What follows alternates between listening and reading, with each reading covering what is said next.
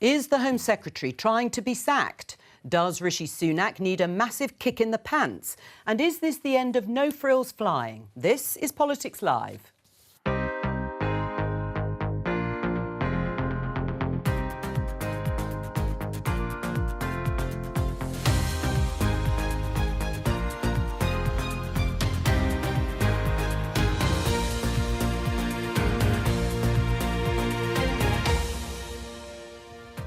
Joining me, Conservative MP Bim Afellamy, Labour MP Rosie Duffield, Elliot Keck of the Taxpayers Alliance, who campaigned for lower taxes, and Mirror columnist Susie Boniface. Today. Do you, as a senior member of this government, have full confidence in Suella Braverman? Look, I'm answering your question, but I'm answering it in my way. Backlash as the Home Secretary accuses the police of bias in a newspaper article. Is this going to go viral, Charlie? Former MP Nadine Dorries tours the TV studios to promote her book and doesn't hold back about her party. Is what we're doing now going to ignite people? Does the government need a kick in the pants, as Boris Johnson said? It absolutely does. Rather than spreading the cost amongst every passenger, we think it's much fairer if each person only pays for the luggage they bring. But a new law's about to spell the end of the no-frills airlines.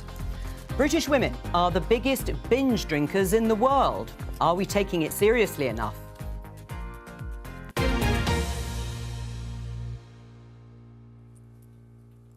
Let's start with the Home Secretary, Suella Braverman, and the piece that she's written in The Times. The headline is, "Police must be even-handed with protests." That's because the Home Secretary has accused Sir Mark Rowley, the Chief Police Officer at the Metropolitan Police Force, of playing favourites with protesters after he said the pro-Palestinian march would go ahead on Saturday, on Armistice Day, despite objections from both her and the Prime Minister, and calls from both of them for it to be banned. So my opening question to the panel is, do the police play favourites? Well, I'll echo my colleague Mark Harper and say, I'll answer the question in my own way, which means not answering the question. Well, no, I'm following a senior respected colleague. Look, it is a long-established principle that police make operational decisions and the government and politicians make strategic decisions. Whether a march goes ahead or not and the route of a march is an operational decision. He has made, the Met Police Commissioner has made that decision, and that's the way it goes. Right. If it turns out to have been a wrong decision, he will have consequences to face and indeed questions to answer. Yeah, but ultimately... Is it bias? Are the police biased in the decisions they make about which protests go ahead and which don't? Well, I don't know, but what I do know is that they are held accountable in the event of them making a decision that turns out to be a complete disaster. So ultimately it's on his head. He's the Met Police Commissioner and he'll make that decision. But I think what's important is that we, as politicians, respect that constitutional division because... Do you think she's respected that, Suella Braverman? Well, I think that you should make those comments in private. If you feel that somebody is biased, who, by the way, reports into you, then you should have that discussion with them. And if that person no longer retains your confidence, then that's a much bigger problem. But as long as he does retain the confidence, you've got to allow him to do his job. Right. Has she overstepped the mark, Suella Braverman? I don't know. I mean, it's not really for me to judge. All right. Rosie, what do you think? Do you think the police play favourites when they come to policing protest? No, I think they try really hard absolutely not to do that. And they will have thought incredibly carefully about the sensitivity of this particular march and how they police it fairly. And heightened tension's going to be on both sides, if you like, and they will have really considered that. And I think remarks like that just undermine the job they're trying to do. Elliot, what do you think? I think to some extent there is a problem and it's not one that can be objectively analysed. You can't objectively analyse how the police police different forms of protest, but what we can look at is, for example, you compare the Sarah Everard vigil with some of the pro-Palestinian demonstrations, and clearly the police have taken very different actions in response to those different events. And now maybe they had very, very good reasons for doing so, but I think there is now developing a perception amongst some voters, some taxpayers, that police do play favourites, and the very perception is a problem, even if it doesn't exist in reality. Right. I mean, Susie, some of the other comments included these marches being used by Islamic extremists as an attempt to dominate the streets of London, used as some justification in Suella Braverman's mind that actually they do play favourites. What do you think? I think the police, as Bim has said, they have this constitutional link into government. More often than not, do something that the government and the politicians kind of would like them to have a look at, and that's where the bias often lies. You know, the public doesn't have quite the same route into the Chief Constable to say, could you actually do something like this? There are plainly extremist Nazis, deeply unpleasant people on some of these marches. The vast majority are calling for an armistice, and I think Armistice Day is the right time to do that. What's really showing a bias, I feel, is the rhetoric of the Home Secretary in the past few days has driven members of the far right, people who I would consider Nazis, to say they're going to guard the cenotaph and protect it. That's going to cause a riot, that's going to cause trouble, and that is a Home Secretary who's actually fomenting trouble and violence on the streets. Well, the Transport Secretary, as you said, Bim, and we heard in the headlines, was asked on breakfast this morning whether he agreed with Suella Braverman's comments and still supported her. Let's have a listen. Mark Harper, I've given you 3 opportunities to offer your agreement to your colleague, the Home Secretary, Suella Braverman, and you've chosen not to do that on 3 occasions. Does the Home Secretary have your full backing and full confidence? I said to you, I've been working closely with the Home Secretary this week. That's a yes or no question, if I may. Well, I've been working closely with the Home Secretary this week. We're all focused on making sure that the protest on Saturday takes place in a lawful way, in a way that prevents disorder. Let's talk to the BBC's chief political correspondent, Henry Zeffman. Henry, just listening to Mark Harper, why was he having so much difficulty answering that question? For the same reason that other cabinet ministers have had difficulty answering similar questions about other things that Suella Braverman has said on all sorts of other media rounds in the past. The thing is, she uses rhetoric in a different way to almost any other member of the cabinet. And the result of that is that her colleagues find themselves with difficult questions where they either have to support or distance themselves from things that she said. Now, for the last year or so, since he's become Prime Minister, Rishi Sunak has clearly deemed it worth his while to have someone who communicates like Suella Braverman, who speaks like her, in a great office of state. The question today seems to be whether that calculus is changing a little bit in Downing Street and whether they are starting to see her as more trouble than she's worth. Right. I suppose one of the questions is, was that piece written in the Times by Suella Braverman, did it have the say-so of Number 10? Was it signed off? For most of the morning, we didn't have a clear answer to that question. Now we do. The answer is no, it wasn't cleared by Number 10. That's what the Prime Minister's official spokesman told journalists just a few minutes ago. It's extremely unusual for the Prime Minister's spokesman to say something that stark because, as we know as journalists, almost everybody in the cabinet, if they want to say anything in any medium, to a newspaper, broadcast, whatever, they have to get it signed off by Downing Street first. So to have the Home Secretary at any time, but especially on a matter of such sensitivity, sending an article to the Times and not applying the edits, potentially pretty major edits, I hear, that Downing Street had requested, it actually makes this a more straightforward row than it might have seemed this morning. This morning it was about the operational independence of the police and all the questions you've just been exploring with your panel. Now it seems to be a question of insubordination, whether it is acceptable for a Home Secretary to do that. Right, so can she keep her job? I don't know. It's the question of the day. It's striking that while Downing Street expressed their full confidence in Suella Braverman, I mean, something they ultimately have to do right up until the moment they don't have full confidence in her, they said there'd be an update later. They said that what took place was being reviewed and then there would be some sort of further announcement. So it feels to me like they are very much keeping the option open that at the end of the investigatory process, whatever form it takes, Suella Braverman will not be the Home Secretary. Henry Zeffman, thank you very much. Bim, is this sustainable? I mean, insubordination... Why am I not surprised you came to me first? Well, we'll see what happens. We will know, I'm sure, in the next 24, 48 hours what happens. The Prime Minister will make a judgment. Of course, but what do you feel, just listening to that? I mean, insubordination from one of the most senior members of the Cabinet, not having Number 10 sign off on an article that could be seen as inflammatory at the very least.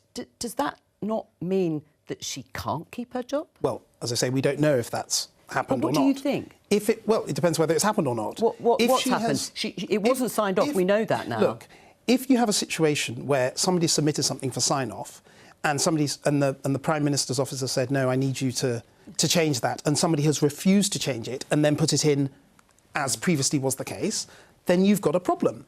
However, it's possible that hasn't quite happened. Look, the broader point here, which I think is worth making, is that it is important that in politics we don't strangle everybody in every single position of responsibility. All right. That means that they have to be sort of automaton robots. But at the same time, I think that the language that people use is important because it communicates to the public at large and it really matters in people's view of the party and of the government. So, yes, I think that the point around insubordination, I hope I answered your question, but more broadly, we shouldn't allow this to mean that nobody's ever allowed to say anything in a way that they choose, in a language that they choose to say it, because otherwise we'd end up with a much poorer politics as a result. Right. Doesn't she, as Home Secretary, have a responsibility to perhaps not say the immediate thing that pops into her head and calculate the effect before she taps away? Of course, and that's what I'm saying. She needs to be responsible for her own language.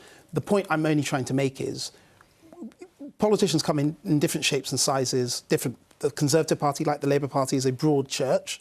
It's important that we retain different aspects to our party and people who have different views on some important issues. That doesn't mean somebody should be insubordinate when the Prime Minister's precisely said, don't do X, and then they've done Y. But it does mean that we should allow for freedom in terms of people's expression and how they communicate certain points that are made. Yes, and that includes the right up to the top levels of government. Rosie? Yeah, that's an incredibly important point, but we also can't govern by sort of Twitter sound bites, just literally unfiltered comments that you've just sort of rattled out.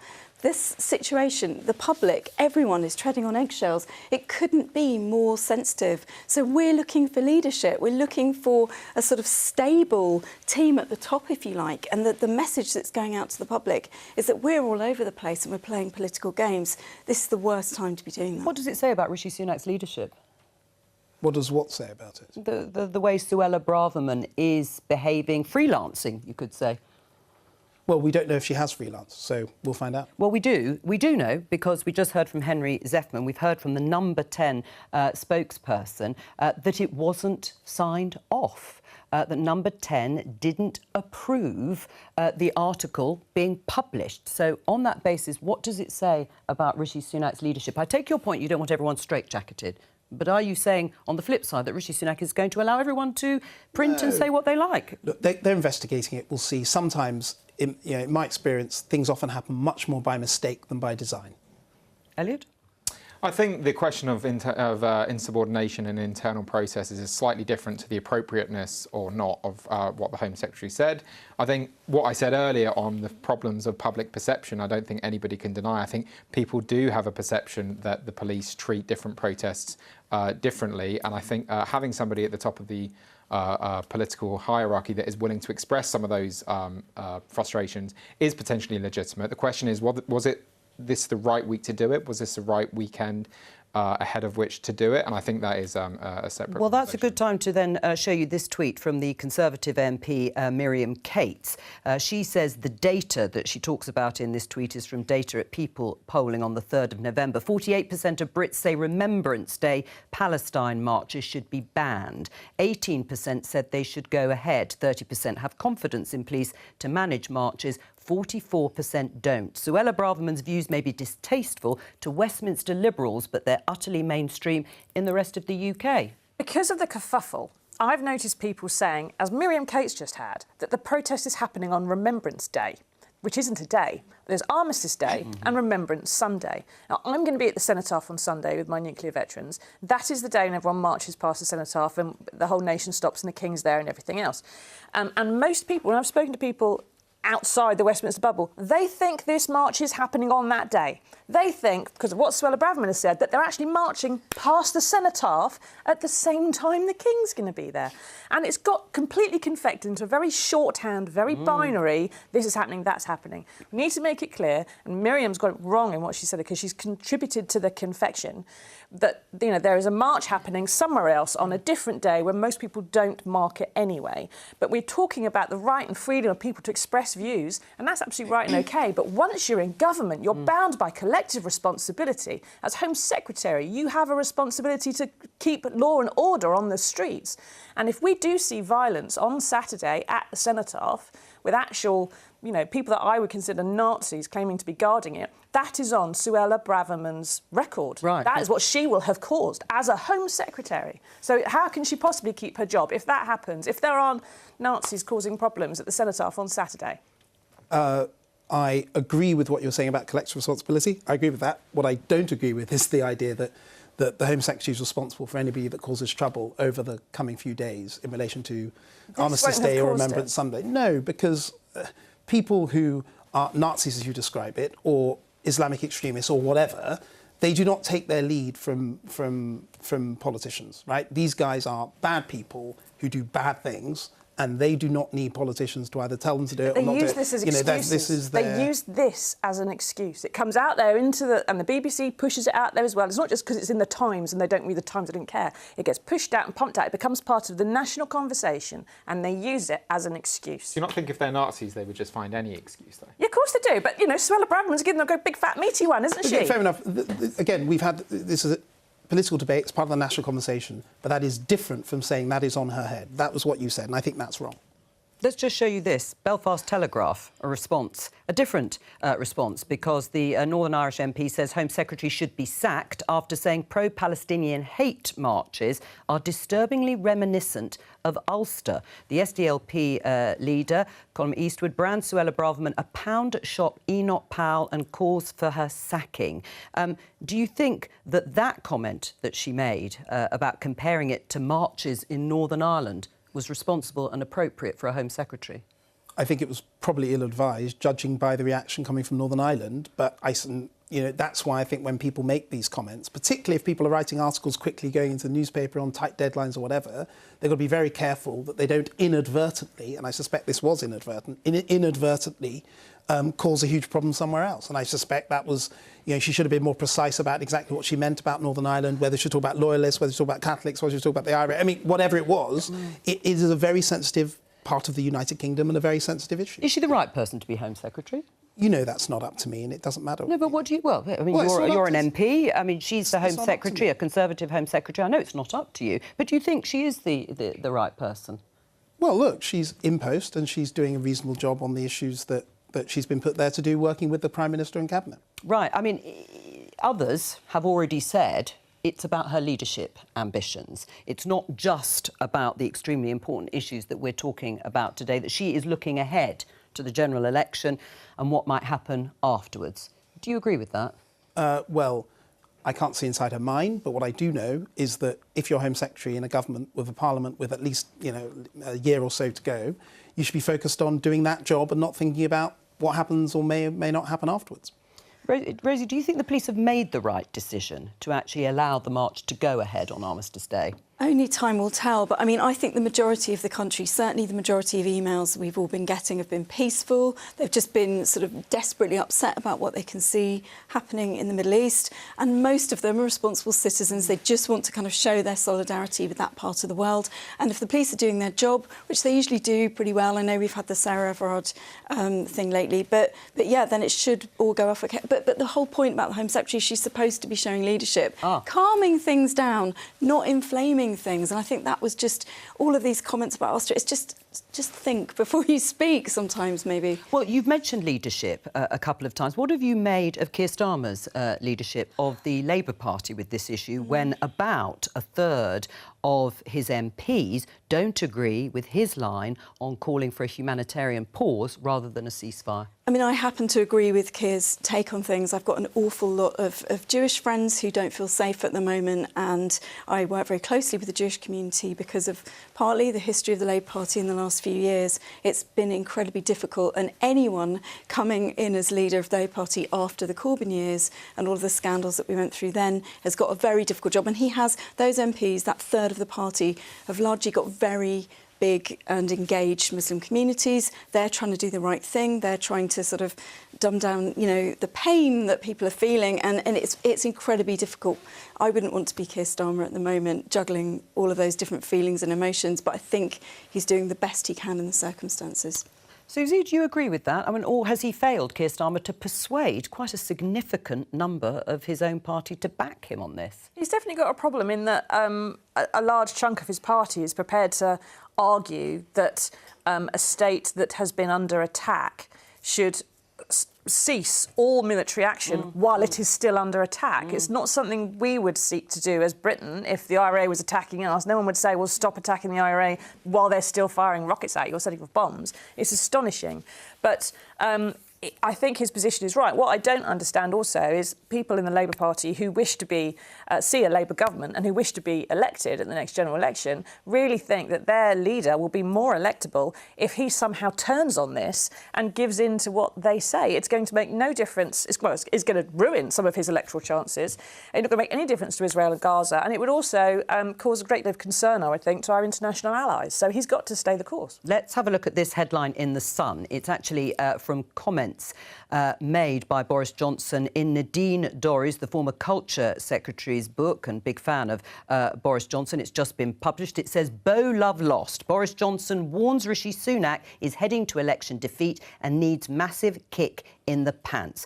Well, let's have a listen to more she had to say, Nadine Dorries, in the Breakfast studio this morning.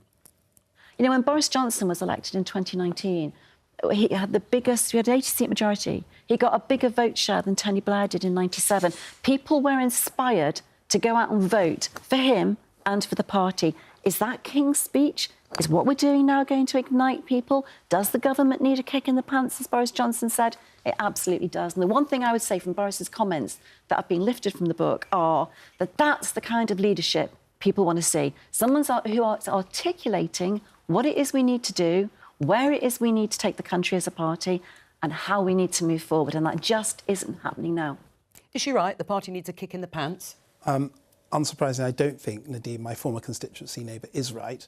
One of the difficulties the party has now is dealing with her self-destructive behaviour and trying to destroy the electoral chances of the party of which she was an MP for a long period of time. And look, I respect what she said about Boris in 2019, and there's a lot I agree with there, but I'm afraid we're not in 2019, and there were various actions of Boris Johnson, and I was one of the people that resigned in that period of time before Boris left, that made him completely, his position as leader of the party and Prime Minister, untenable. And so, no, I don't agree that, you know, if Boris, as Nadine probably thinks, that, you know, if Boris Johnson was back, everything would be wonderful. Actually, Boris Johnson's one of the reasons why things have been very difficult, and Rishi Sunak has tried his absolute hardest over the last year to get things on an even keel and to move us forward. Yes, over the next year we've got more to do, but the answer is not, you know, Boris Johnson, I'm afraid. Do you agree with Nadine Dorries that the party needs a kick in the pants, needs more clarity, perhaps, on what it's about? Well, it's a Conservative government which has sent taxes to a 70-year high burden. Traditionally, people like to talk of the Conservative Party as a party of low tax. They've trashed that record pretty devastatingly over the last few years. I think it's exactly what a kick in the pants looks like, but I think certainly when you've now got a £13 billion windfall, £13 billion more in tax receipts than was expected, and that's because you're squeezing every drop out of taxpayers. I think certainly if a kick in the pants means a cut to income tax, cut to stamp duty, then I think it probably does. Right, that's something you would vote for. This is the Sun headline, echoing some of that tax/hopes. Voters believe Sir Keir Starmer is more likely to cut taxes than Rishi Sunak, poll reveals. What happened to the Conservatives' reputation, as they see it, as being a low-tax party? I'm afraid it was a COVID pandemic and £400 billion spent by the Treasury. That's the reality that we're living in. And a couple of years ago, or whenever, when we were still in that period of time, if I was doing your programme then, maybe I did, probably via Zoom from my house, people were not saying government shouldn't spend all this money supporting people. People were not saying government shouldn't be spending all this money supporting businesses. You know, I remember that the overwhelming imperative, and by the way, we were able to spend that money because of the careful fiscal position we'd taken over the years before. The overwhelming imperative was protecting people and keeping things going, keeping businesses going, furlough, all of these things. And it's very convenient for people to forget all that now, but it matters. And I'm responsible enough to know, as is the Prime Minister, that if you spend £400 billion, in the short term, we're only just coming out of that, it's very, very difficult to cut taxes at the same time as inflation still being high. And what that does is it means that if you were to cut taxes right now, you would potentially prolong that inflationary headache. So it's a very, very difficult fiscal situation. Do you buy that? Well, the £400 billion of spending was still a political choice. It was a political choice driven by a COVID lockdown that in the third case went on for almost 6 months in its totality. It's also then been a political choice since then to continue to prioritise absolutely massive spending programmes like the triple lock, which has led to 9-10% increases in pensions some years. So these are still political choices driven by a preference to spend money rather than to relieve the burden on taxpayers. So you can say it's a legitimate choice, but it is still nevertheless a choice. Corporation tax was slated to rise before the pandemic. My company had zero help from the government during the pandemic, and yet I've paid more tax. It's not entirely, that 400 billion isn't entirely why we have the high tax rates that we're at. But I'd also suggest, I'd like to point out, every time we talk about high taxes, we are in the middle of the table for European nations. It is the middle. We're complaining about being in the middle. And for a moderate nation, that's a bit bizarre. We've had very low tax take before, and now it's just come up somewhere to the middle. We're still not like at Scandinavian levels. Would you like to see more taxes, higher taxes, to go into public services? We absolutely desperately need to undo some of the stuff that's happened from austerity. And Rachel Reeves has said we need a fairer taxation system that isn't hitting the poor people. But one of the many problems the Conservatives have got at the moment is they're not able to be very conservative, isn't it? So who are they appealing to? If Conservatives don't want to pay more tax and they're seen as the higher tax party, they're in real trouble. Yeah, but what about the Labour Party? The Labour Party then, I suppose, conversely, you would say that's the party of higher taxes. Should they be actually traditionally? But you've seen those polls. They're saying that people think that we're not going to be that. But we're also saying we're not going to spend money. Lots of people on my side would like to see the two-child limit lowered, and Rachel Reeves and Keir Starmer aren't committing money to that. So what would you like to see? I'd like to see a bit more spending on that kind of area. Benefits and the cost of living has really hit the poorest the hardest. So I'd like to see us being able to say we will help out those people a bit more. Let's talk about something different. This headline in The Times: British women top list of world's biggest binge drinkers. All about drinking culture here in the UK. This is a new report by the Organisation for Economic Cooperation and Development, the OECD. It compared alcohol consumption across 33 countries, and it found that 26% of British women binge drink at least once a month, which is the highest in the world. Let's talk to Dr. Helen Garr, a GP and medical director of NHS Practitioner Health. Welcome to you, Helen. Are you surprised with the findings of the report? Unfortunately, no, I'm not surprised, actually. As a woman, as a mother, as a doctor particularly, I see every single day the harms that are coming to my patients through drinking too much alcohol. So, no, unfortunately, I'm not surprised. And in fact, we see over 1 million admissions to hospital in this country every year due to alcohol. Right. What are the causes, do you think, then, of what you would see as excessive drinking by women in the UK? Oh, gosh. Well, I think in this country, we've absolutely normalised drinking as a coping strategy for stress. It's become accepted. It's almost become encouraged. In fact, I found myself saying to one of my staff just last week, oh, it's been a really terrible day. I hope we've all got wine at home waiting. And I had to catch myself because we've absolutely become in this country. This is our culture. So you can buy posters for your wall. It's wine o'clock. You can buy books. This is why mummy drinks. It's immortalised in TV culture and social media, and it's just become almost the norm to drink as an accepted coping mechanism for coping with the stresses of modern day life. And particularly women are juggling lots of balls, working women, mothers, empty nesters. drinking has become our go-to for coping with the stress of modern life. Helen, stay with us. You were tutting through that, Elliot. I find this report very difficult to take seriously. The definition of binge drinking in this report is roughly about 2/3 of a bottle of wine once a month. And the reality is wine is a very enjoyable thing to drink, and it's a particularly enjoyable thing to drink with a friend, with a colleague, with a partner, husband, wife, whoever it is. God forbid we ever enjoy anything in this country. God forbid we ever have a bit of fun, loosen our tie knot or the like. That isn't to say that there aren't problems with drinking to excess, and that isn't to say there aren't health issues, but this report is very difficult to take seriously. Helen, what do you say to that? Well, I think actually that's part of the problem as what I see as a doctor and a healthcare professional. People are absolutely underestimating how much they're drinking. So it's become so normal that we think binge drinking is normal. What we've just heard there, actually, people not taking that report seriously. Any amount of alcohol is harmful for our health. And I don't want to be the one who's saying we shouldn't all have fun. I absolutely appreciate, I enjoy a drink with my friends. It's part of our social structure in this country. But we know that any amount of alcohol is harmful to health. But binge drinking in particular has really harmful effects. So over 60 medical conditions that I see day in, day out have drinking at the heart of that. So in particular, there's certain cancers that we know that alcohol is the driver for that. And for women, they have unique effects on alcohol. So women, we're made differently to men. So we've got a higher percentage of body fat, so we hold on to alcohol for longer. We've got lower levels of the enzyme that metabolize alcohol. Our whole body distribution is different. So alcohol affects us differently. All right. So I was just going to say, for women in particular, we are more at risk. So cancers, if we think about just cancers, 1 in 10 breast cancers are thought to be caused by alcohol. And it's not just cancers that I see. Well, I don't think we should minimise the effect of alcohol, and we should not minimise the results of this study. Rosie, what's your reaction? I absolutely agree with Helen. I mean, I'm in my early 50s, and most of my friends, I would say, drink too much. We use it as a prop for minor, mild stress through to bereavement, actually, and it has become normal. And the WhatsApp groups are full of "It's Friday, let's," and I know friends who've started to have their blood pressure monitored in their 40s and even late 30s, and they don't see anything kind of wrong with downing a bottle of wine a night, and it has become our coping strategy. And I think we need to ask the broader questions: why are we needing to use alcohol as a prop like this? It does happen. Ben? I think it's important to have a sense of context and history to this.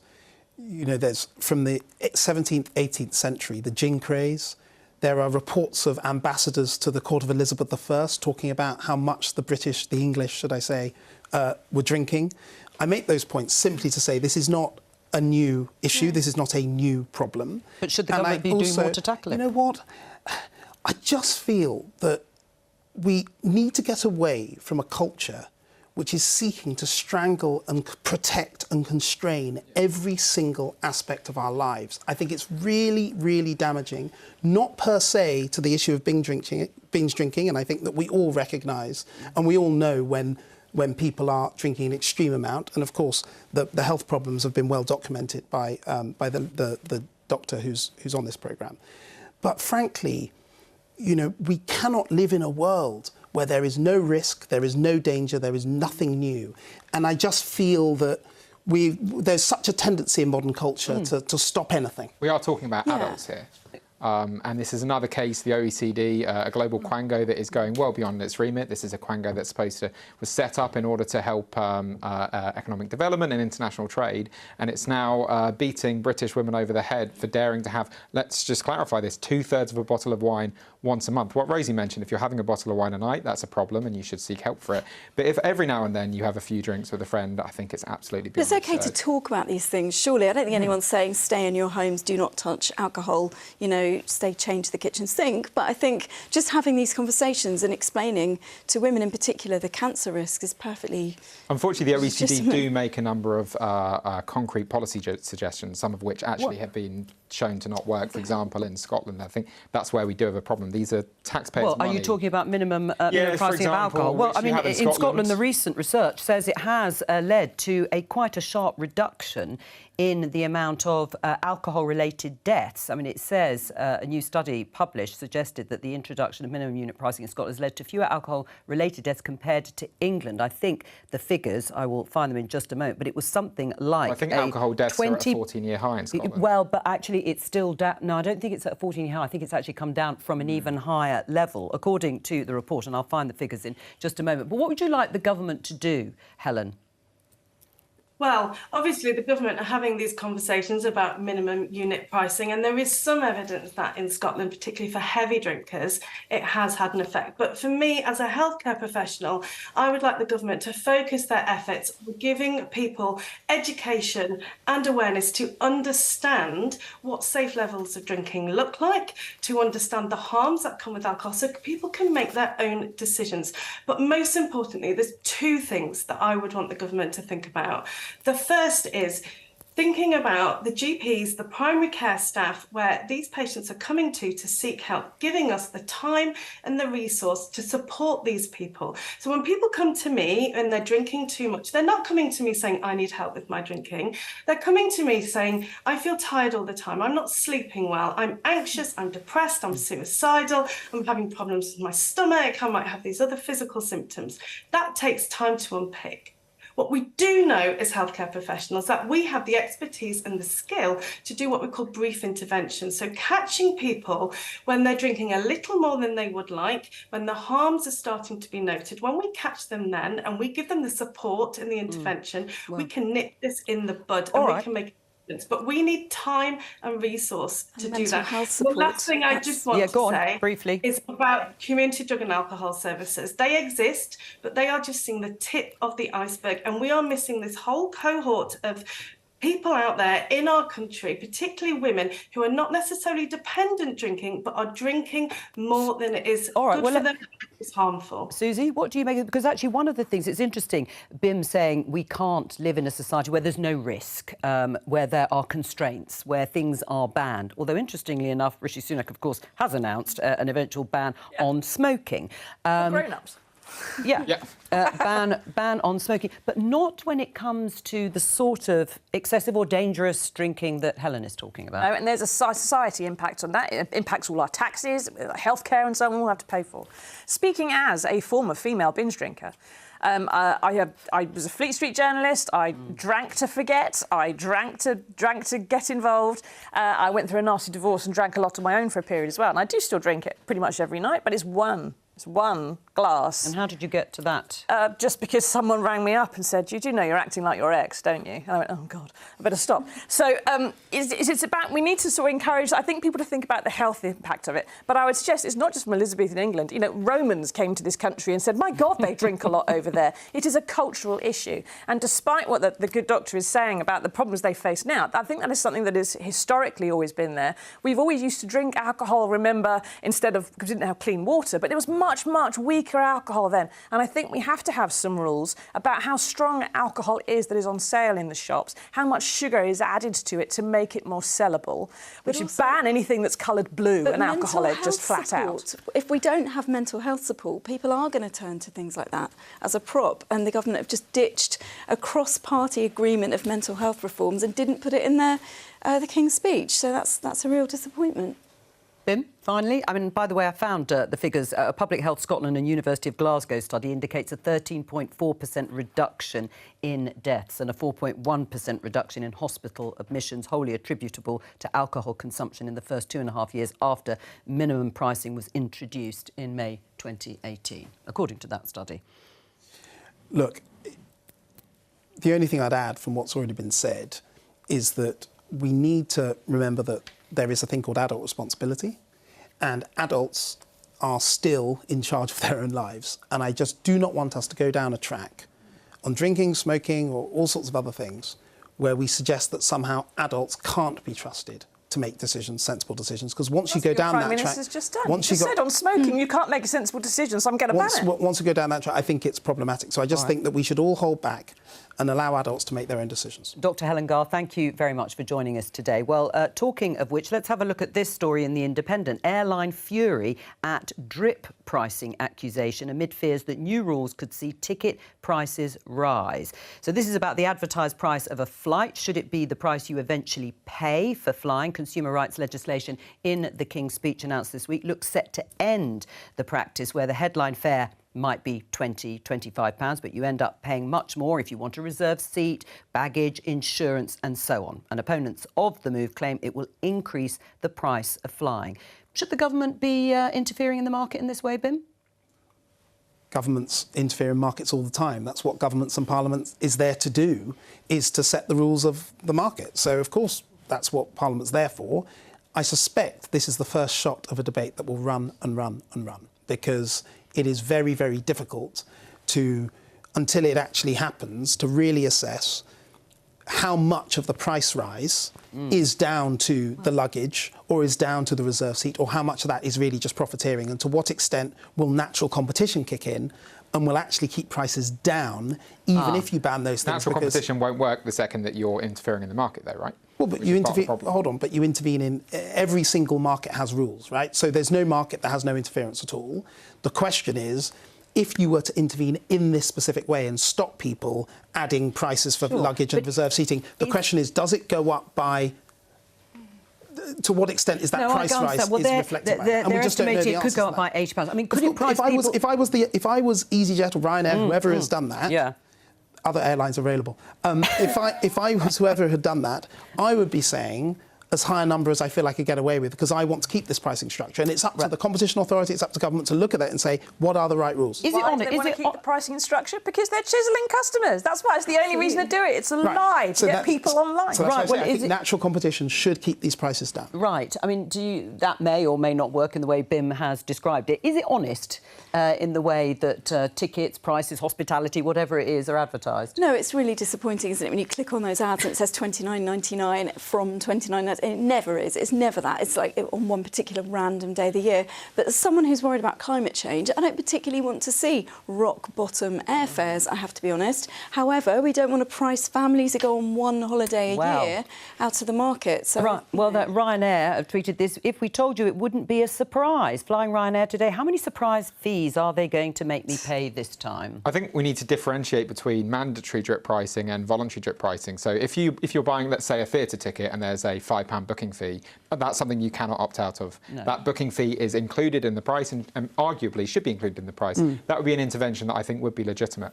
But if Ryanair advertise a flight to wherever it is, let's say Milan, for £30, it will be possible to get on that plane for £30. You might not get large amounts of luggage, you may have to check in online and you may not get to choose your seat, but you will be able to pay that £30 flight. And if you're British Airways, where you already include this, you'd be very happy about this policy, because this prevents Ryanair and EasyJet from undercutting you on price. But if you're someone on a low income, if you're a student that wants a weekend away and that is happy to pack light and is happy to not choose your seat, maybe you don't get to sit next to the person that you're travelling with. That might be a relief in some cases. Well, maybe, yes. I booked a cheap flight over the summer holidays and I thought, great, I can get it for this price and I'm a single parent and I need to get it for that price, and that's what I can do. By the time you've been through the process, I actually want my 7-year-old to sit next to me on the plane rather than at the other end of the plane with a strange man next to her, then I have to pay extra for that, and it's constant all the time. I'd far rather be able to make those decisions up front for the stuff that is not a luxury. It is not a luxury. If you fly on British Airways, you'll be able to do that. It is. British Airways aren't going there. But it is not a luxury for a parent to sit next to their child, to take a suitcase with you and so on. If you're taking extra baggage, pay extra. If you want to do something more with it, pay extra. But some bits of travelling are mandatory, and if you're a parent travelling with your family, you would be paying that cost anyway. It may be included in the initial price, but you'd be paying that cost anyway. But I should be able to make my decision about what airline to go to based on the decision at the start. And if I go through there and they give me a certain ticket price, and then I say there's too much more to add my child sit next to me, I've got to go and find another ticket price and compare it to someone else, come back again maybe and buy that one. No, it isn't, because then they've taken that price away, because they can tell that that's what you've done. It is a lie. They are lying. Well, and on that, at the end, if you're flying away this weekend, do look at all the terms and conditions. That's all for today. Politics UK will be here tomorrow, and I'll be back on Monday. Bye-bye.